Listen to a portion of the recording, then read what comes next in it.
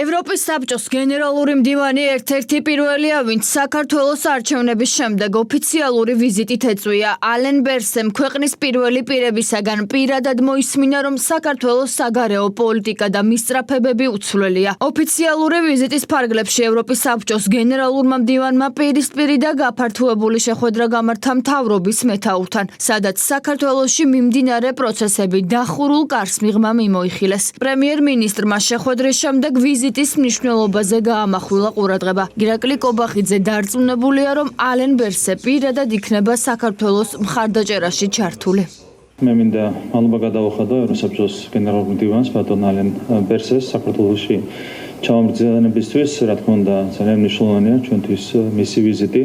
საქართველოში ჩვენ გვქონდა ძალიან მეგობრული, ძალიან პროდუქტიული შეხვედრა და რა თქმა უნდა, ვისაუბრეთ ქვეყანაში მიმდინარე პროცესებზე და ვისაუბრეთ, რა თქმა უნდა, საქართველოსა და ევროსაბჭოს თანამშრომლობაზე. ბუნებრივია შევთანხმდით იმაზე, რომ გაგრძელდება ძალიან მჭიდრო თანამშრომლობა ჩვენს ქვეყანასა და ევროსაბჭოს შორის. 90-იანი წლებიდან მოყოლებული ჩვენ გაკავშირებს ძალიან მჭიდრო თანამშრომლობა და რა თქმა უნდა, ჩვენი ინტერესია, რომ ეს თანამშრომლობა მაქსიმალურად აქტიურად გაგრძელდეს. პირადად ბატონი გენერალური მდივნის როლი ამაში არის, რა თქმა უნდა, განსაკუთრებული და ჩვენ დარწმუნებული ვართ, რომ ჩვენ ქვეყანას ექნება პირადად ბატონი ალენ ბერსეს მხარდაჭერა ყველა მიმართულებით. მთავრობის ადმინისტრაციაში გამართული შეხვედრის შემდეგ ევროპის საბჭოს გენერალურმა მდივანმა საკანონმდებლო ორგანოში გადაინაცვლა, სადაც ის პარლამენტის თავმჯდომარეს შეხვდა. გაფართოებულ შეხვედრაზე საქართველოში მიმდინარე აქტუალური პოლიტიკური საკითხები განიხილეს.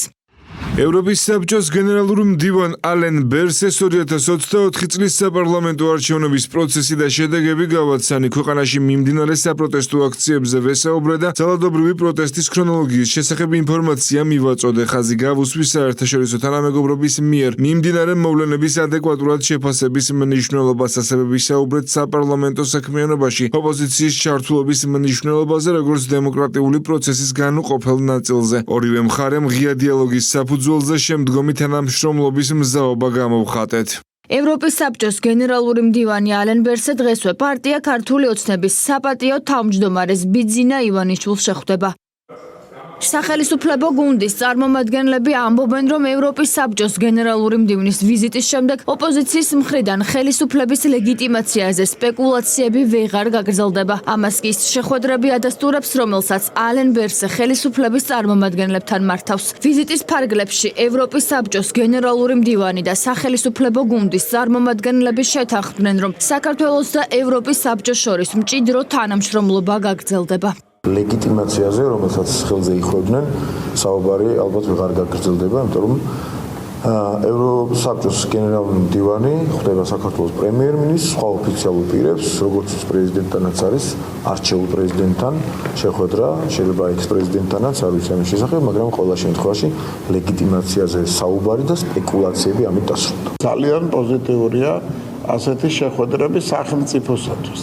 ეს მთავრობისთვის რასაკვირველია მნიშვნელოვანია, საყურადღებოა, მაგრამ ამავე დროს მთელი საზოგადოებისთვის არის გარკვეული ინდიკატორი თუ საით უნდა იმოძრაოს ქვეყანა. საქართველოს არათუ ევროსაბჭოსთან თანამშრომლობს, არამედ ღირსეული წევრია საერთაშორისო საზოგადოების, ევროკავშირის. რა თქმა უნდა, ვერავინ ვერ გაიქცევა იმ ფაქტს, რომ საქართველოში არჩევნები ჩატარდა და ის ლეგიტიმურია, იმიტომ რომ როდესაც არანაირი მტკიცებულება არ არის ამდენი ხანი წარმოქმნილი არჩევნების გაყალბების გარდა აღქმებისა, რა თქმა უნდა, ვერც უცხოელებს გაიხსნიან ხელფასს და ვერ დაიწყებენ თუნდაც ჩვენი არაკეთილი მოსურნეები ამის მტკიცებას. და უფრო მეტიც, ეუთო ოდირის დასკვნა უკვე ნათელი მაგალითია ამ ლეგიტიმაციის.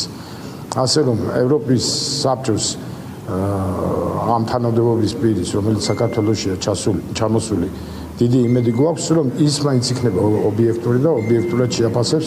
ევროპის საბჭოს გენერალურ მდივანს საკმაოდ დატვირთული დღის წესრიგი აქვს. ოფიციალური ვიზიტის ფარგლებში ალენ ბერსე არჩეულ პრეზიდენტს მიხეილ ყაველაშვილს შეხვდება. გენერალური მდივანი საქართველოს 17 დეკემბერს ეწვია. ოფიციალური ვიზიტი 21 დეკემბრამდე გაგრძელდება.